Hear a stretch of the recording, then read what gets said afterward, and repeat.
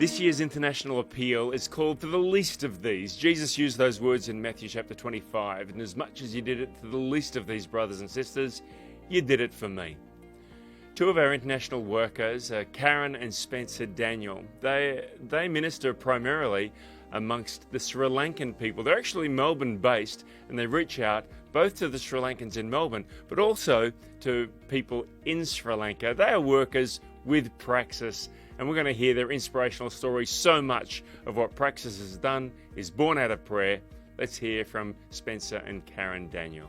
The effects of COVID in Sri Lanka is really bad, and especially amongst the poorest of the poor. The people who live on the bridges or in bus stands, people who are homeless, they are also slash beggars.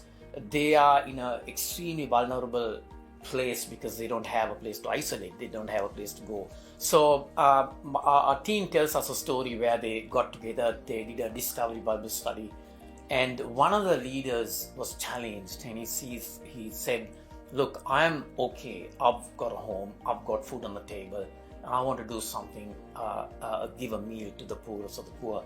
And he was challenged to give 1/3 of his wages. His total wage was like 400 Australian dollars.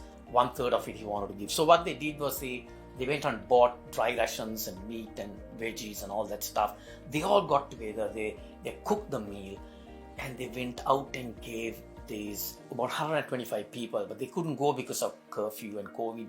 They had to get the government officers get their permission and then go and distribute it. In about a month's time, that challenged lots of other people, and they all within started the church as well. within the churches as well, and they started doing the same thing. So much so that these people, homeless people, got together. They came and told, "Look, we have enough. Can you pass this on to other people who don't have?" And that's a beautiful thing to see.